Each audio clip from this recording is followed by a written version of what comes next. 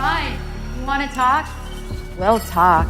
Spoiler warning. The shocking revelation revealed in the thrilling conclusion of Star Trek Discovery's Season 5 opener is that the treasure Captain Michael Burnham is searching for originates from Star Trek The Next Generation Season 6, Episode 20, The Chase. The Season 5 premiere of Discovery, Red Directive, which was written by showrunner Michelle Paradise and directed by Olatunde Osunsanmi, features three new major characters, the villains Moll and Lack and Starfleet Captain Rayner. The episode also establishes Discovery as a follow-up to the beloved Trek episode that explored the question of who and how humanoid life originated in the galaxy. On the desert planet of Kamau, Moll and Lack managed to get away from the grasp of Captain Burnham, Captain Rayner, and Cleveland Booker. Following Moll and Lack's theft of a Romulan puzzle box from an 800-year-old Romulan spacecraft, Fred, a synthetic merchant, betrayed Moll and Lack and ultimately met his demise at the hands of the rebellious couple. Then, in the mountains, Lack and Moll set off an explosive, causing an avalanche. The inhabitants of Kumul were shielded by the combined shields of the USS Antares and Discovery, but Moll and Lack managed to get away with the Romulans' journal. But thanks to Discovery's crew, Captain Burnham is more informed about the wealth than the rogues are. And the solutions are crazy, as Mary Wiseman's character, Lieutenant Sylvia Tilly, put it.